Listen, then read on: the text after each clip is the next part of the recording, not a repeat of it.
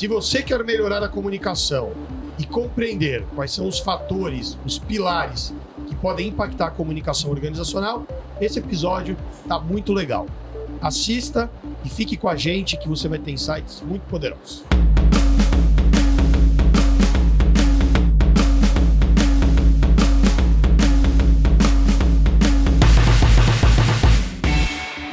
Você está no Respostas Humanas, o podcast da BRH, produzido em parceria com a Bravende.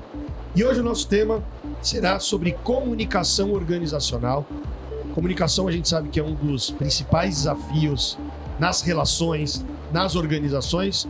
E hoje nós vamos conversar com duas especialistas. Mas antes de apresentá-las, deixa eu dar um oi aqui para Eli Soares. Estamos indo para qual episódio?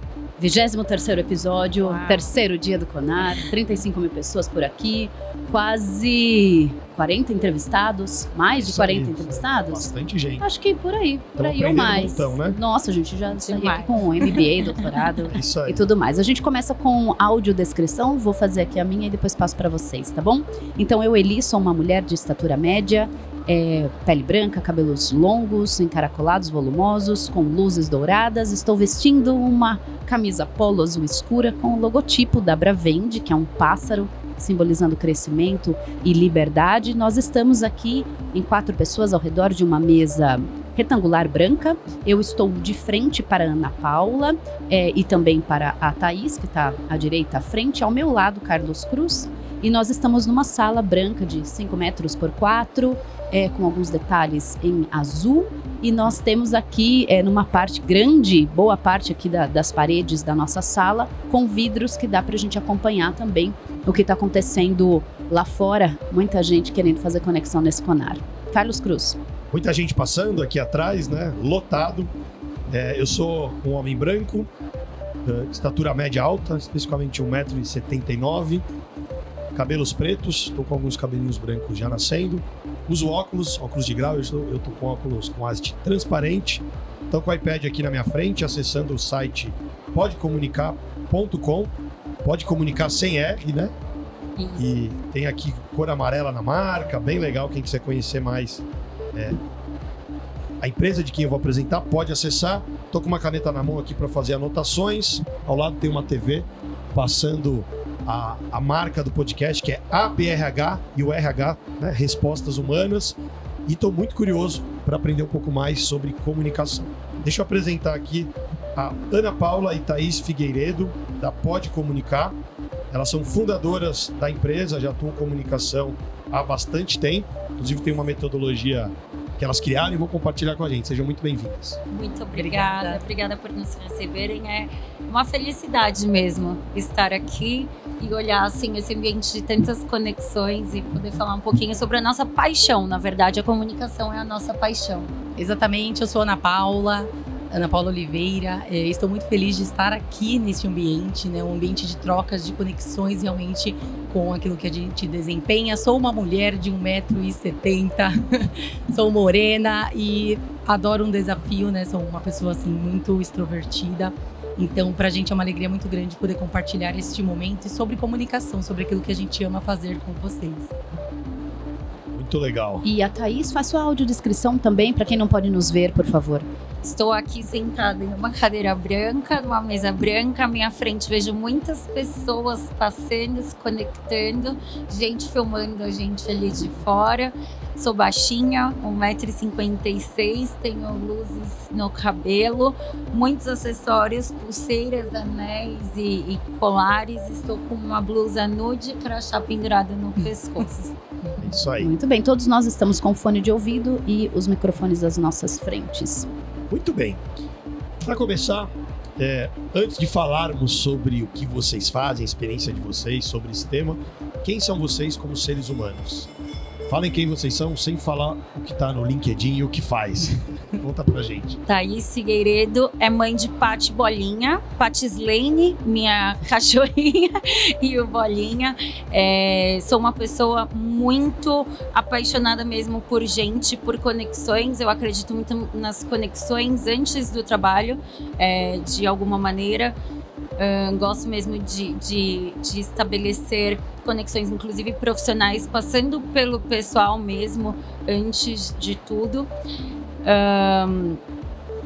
Prezo muito pela minha família, tenho muita habilidade e amor por comunicação, por conhecer coisas novas. Gosto muito de viajar e gosto muito também de comer. E sou fascinada por chocolate, café e vinho. Ótimo. E aí você harmoniza um chocolate? Adoro. Fiz uma harmonização de vinho com chocolate recentemente maravilhosa. E que foi que eu também gosto, né? Foi o vinho do Porto. Maravilhoso. E você? Bom, eu sou Ana Paula. Ana Paula, gente, eu já tô ficando doida aqui no...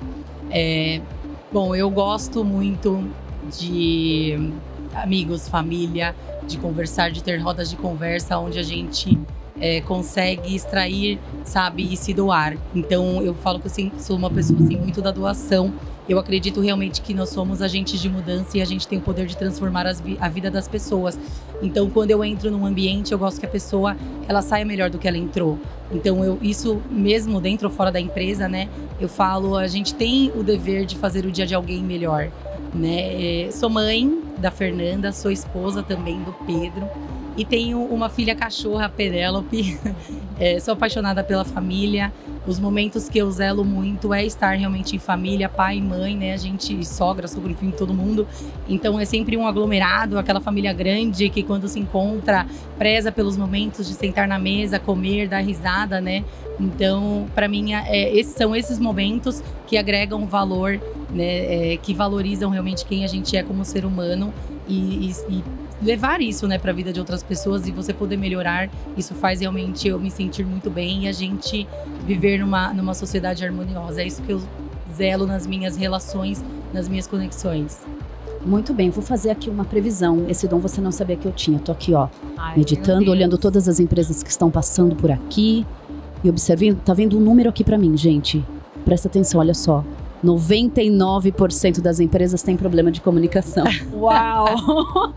Qualquer consultor vende todo tipo de programa falando isso. É isso que acontece e a culpa fica na área de comunicação. Como é que vocês estão vendo isso dentro do trabalho de vocês? É isso que acontece, sim. E, na verdade, vamos trazer para um outro universo? Vamos falar de relacionamento amoroso? Grande parte acaba por problemas de comunicação. Exato. Vamos trazer para a relação familiar. A gente tem muitos conflitos ali que também vêm por conta dessa falha de comunicação. E a gente acredita que o problema não está na área de comunicação. Onde existem pessoas, existe comunicação, e onde existe comunicação, pode haver falha de comunicação. Então, a gente atribui essas falhas todas a um processo que acontece naturalmente. O que precisa ser feito? Uma gestão estratégica clara dessa comunicação. A gente coloca a comunicação como algo muito natural. Mas aí a gente sempre diz, né? Falar até papagaio fala. Então, assim, precisamos tratar a comunicação como algo que merece cuidado, atenção e que precisa ser revisto, reavaliado, revisitado. Então a gente acredita muito que esse estímulo à comunicação que parte de RHs e de lideranças é que é o sucesso para que a gente não tenha mesmo esses problemas. Então tratar mesmo como algo que precisa ser um ponto de atenção nas organizações. A gente fala que são os pequenos detalhes que fazem a diferença no mundo corporativo, né? Então você quando traz este elemento, você aborda com a sua liderança de uma maneira clara, efetiva, ele sabe o que ele precisa fazer, ele sabe os resultados que ele precisa entregar dentro da empresa, ele conhece as pessoas da sua equipe, ele se importa com elas. Isso traz a diferença, né, no colaborador que está recebendo, que precisa entregar aquele material. Porque no fim do dia são pessoas, né? O líder, ele está gerenciando pessoas. E o RH, ele faz parte disso, né? Desse desenvolvimento humano, dele levar realmente, verificar com importância quais são os gaps.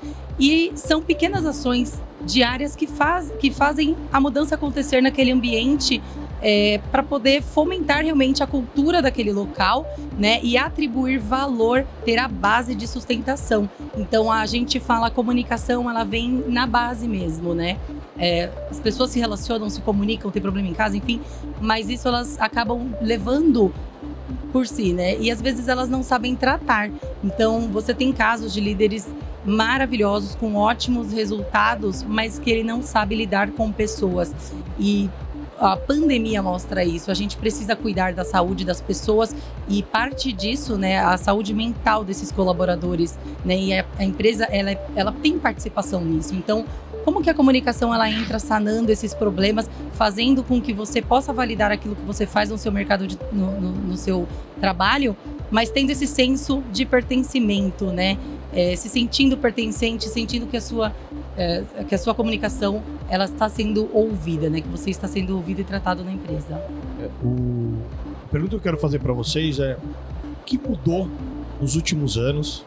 Né? Quais mudanças que aconteceram que impactaram a questão da comunicação, se é que teve muita mudança relacionada à forma de se comunicar?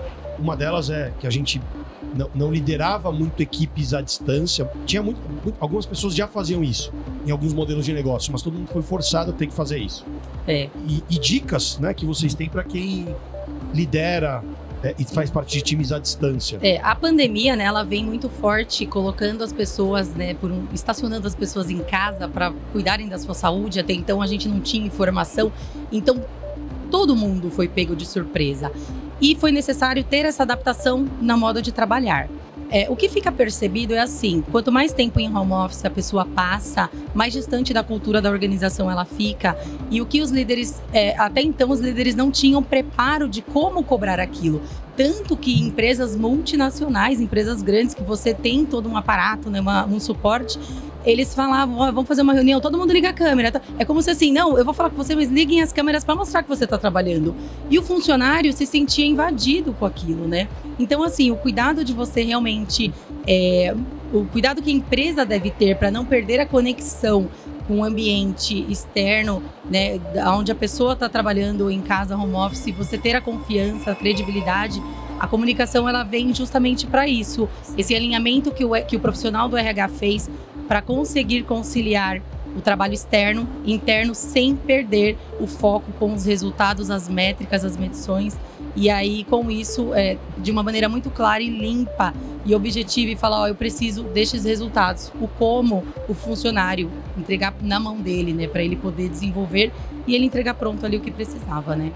Eu acho que o que mais mudou foi a relevância da comunicação mesmo interna nas organizações após a pandemia. Porque a gente sabe que a gente vem de um cenário, antes, né, da pandemia, de um cenário em que a comunicação interna, ela sempre teve pouquíssimo recurso, ela não era vista como uma área que tem grande importância.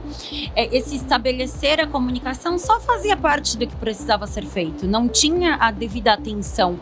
Só que daí, quando entra a pandemia, a gente entra em um cenário crítico nas organizações, uma mudança na forma de trabalhar que as empresas realmente não imaginavam que aconteceria e que era algo muito distante. Então, comunicar se tornou algo essencial para que a operação continuasse a acontecer. E aí, comunicar com eficiência virou um desafio. O que antes era algo corriqueiro, virou um desafio. Então, eu acredito que pós-pandemia, sim, nós tivemos um marco na comunicação organizacional. Quando a gente fala em comunicação dentro de um ambiente de trabalho, sim, hoje isso é, sim, um ponto de atenção muito mais do que pré-pandemia. Por ser uma necessidade. É indicada aí como competência do futuro, necessária para o futuro. E eu sempre falei disso, assim, gente, mas já era pra gente ter superado esse assunto. Comunicação não era pra gente estar falando disso mais. Não era. Não era pra gente estar dando treinamento disso mais. E até em relação a essa questão, eu vejo que a comunicação ela tá muito atrelada a um sentido nosso específico, que é o sentido de fala. Sim. E as pessoas deixam de prestar atenção, e até quero a opinião de vocês, de que mesmo que você não queira, ou seja, mesmo que você esteja em silêncio, você está Perfeito. comunicando. Exatamente. Mesmo que não queira, você se comunica. Mas a pessoa, de maneira geral, apenas avalia essa situação de palco. Essa situação em que eu estou fazendo me entender através das palavras. Como é que vocês veem isso dentro do Recursos Humanos? Sim, cerca de 90% da nossa comunicação é não verbal. Então, o nosso olhar, o nosso sorriso, o nosso gestual, a roupa que você veste, a sua postura, tudo isso comunica antes de você abrir a boca. De 0 a 30 segundos é o tempo que alguém leva para formar a primeira impressão sobre você. Então, eu falo que é o tempo de chegar e dar um sorriso, sabe? Assim, porque a gente não consegue falar. Então, a gente se comunica mesmo sem abrir a boca. E eu acho que a percepção, principalmente da liderança, mas estendo isso, porque aquele colaborador, você tem uma projeção de crescimento da sua empresa. Você quer que um dia ele ocupe uma liderança, quer que um dia ele fale sobre a sua organização, ele já fala sobre a sua organização na mesa de almoço, de jantar da casa dele. Então, assim, a percepção tem que ser aguçada. Então, eu acredito muito que esses treinamentos de comunicação voltados a essa análise que vai além do que é dito, ele deve ter um investimento das organizações, sim, e que a gente tem que, inclusive, estimular o colaborador a ler as entrelinhas, a não ouvir somente o que é dito com a boca, como você disse, Elis. Principalmente, Elis, porque tem as soft skills, né? E as pessoas, muitos líderes, eles não têm facilidade em lidar ou não sabem lidar. A prova disso é o próprio feedback, né? Então, muitas pessoas têm dificuldade em sentar, em ouvir, em falar para o colaborador aquilo que precisa. E até o próprio líder, quando vai receber de alguém, muitas vezes ele não tem ele não tem ali a sabedoria, exatamente, mesmo, né? A humildade de reconhecer, de falar, eu realmente preciso mudar nesse ponto. Então, o RH, ele vem, né, ele precisa fazer esse trabalho de desenvolver essas ferramentas, soft skills, porque a entrega, a técnica, ela é fácil de pegar, né? Então, é um procedimento. Mas e aquela habilidade que você não tem domínio, que são as emoções? Você precisa realmente ter controle sobre aquilo. E é sobre comunicação, é sobre você saber mover o outro com a sua fala. E o líder, ele tem a capacidade de impulsionar, mas ele também tem a capacidade de fazer com que a pessoa saia da sua organização de uma maneira muito rápida, entendeu? Então é preciso ter esse cuidado. Qual é o método que vocês usam? Vocês criaram uma metodologia, é isso? Exato, nós temos sim. A gente trata a comunicação como um elemento da ciência, né? Então, quando a gente entra num escopo organizacional, a gente entra verificando 5 pilares, que são os pilares que sustentam a nossa base realmente de comunicação. É verificar o ruído dessa comunicação, a unidade, a cultura, a comunicação e a disseminação disso dentro da sua empresa. E aí a gente entra fazendo um diagnóstico organizacional. Este diagnóstico a gente faz toda a parte dos elementos, né? Então vamos verificar os valores, a missão, né, a estratégia que a empresa está utilizando e os resultados, as métricas, como que isso é medido dentro da organização. Então a gente... De comunicação ou de indicadores do negócio? Do próprio indicador do negócio, mas a gente metrifica isso também para a parte da comunicação, porque a comunicação ela precisa ser mensurada, ela precisa ter dados, ter gráficos para você saber como aquilo está influenciando, impactando as pessoas dentro do seu processo. Como que você mede a comunicação? Era a minha pergunta. São ações que você coloca, por exemplo, vamos pegar índices de felicidade, né? O colaborador está feliz, faz uma pesquisa de engajamento ali. Dentro dessa pesquisa você coloca, né? Você tem clareza sobre o que você está recebendo, sobre o que você precisa entregar, sobre a sua atividade? Isso é claro para você? Muitos falam, é claro, ok, de 1 a 5. Então você pode entrar com essa métrica num espaçamento, né? Então, se você quer efetivamente saber como ela está, você entra com perguntas e você vai ali tendo um feedback do seu time. A necessidade, é claro, de todas as pesquisas é você fazer com que as pessoas sejam mais sinceras possíveis dentro da realidade delas, porque é assim que você muda e você consegue tratar o problema daquela área, né? Enfim, da empresa. E também acredito que tem outros indicadores, né? Então, eu tenho um público que tem grande contato com cliente, certo? Eu preciso que esse público seja um público bem treinado e que ele expresse o que a minha organização tem a transmitir. Então, a minha satisfação com o cliente também é um indicador.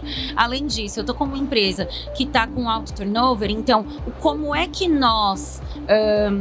como consultoria de comunicação para RH, como é que a gente vai entrar nessa organização e entender, diagnosticar ali o que está acontecendo em um período de longo prazo, a gente vai fazer com que essas métricas elas vão melhorando com o nosso acompanhamento. Então, na verdade, é todo um cruzamento. Como é que a gente vai fazer isso? Criando os índices, os indicadores de acordo com a realidade e de acordo com o momento em que o meu cliente está.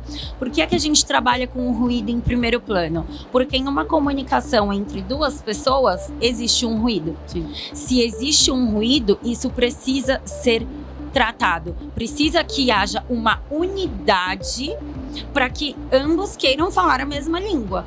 Então, eu preciso dessa unidade, identifico o ruído, entendo como é que tá essa unidade. Essa unidade, ela representa a minha cultura organizacional. Uma empresa tem uma cultura a partir do momento em que ela nasceu de uma pessoa só, ela tem uma cultura. Duas pessoas, ela tem uma cultura. Tá, minha empresa tem 20 anos de mercado, ela tem uma cultura. Será que essa é a cultura que eu realmente gostaria que ela tivesse? Porque se as pessoas aqui dentro não souberem exatamente onde eu quero chegar e como fazer para que isso ocorra, a minha cultura não está funcionando. Então aí a gente entra com uma comunicação diferente. Será que essa cultura precisa ter o que mais para que ela me represente? E aí, diante disso, como é que eu faço para que haja uma unidade e todo mundo fale a mesma língua e leve isso para fora? Se eu tenho uma empresa com 200 colaboradores, todos eles têm família, todos eles têm amigos, e tudo que eles dizem impacta a minha marca, sabe? Quando a gente fala em comunicação, por exemplo, coisas práticas. Sim. Preparar um comunicado ou uma arte, alguma coisa para algum convite de coisas internas, e aí saiu lá a data errada e as pessoas foram um dia depois do evento. A culpa normalmente cai. Mas a culpa foi da comunicação, porque eles não prestaram atenção, porque não viram os dados. Cai na comunicação. Mas de quem é a responsabilidade dentro de uma organização para eliminar esses ruídos?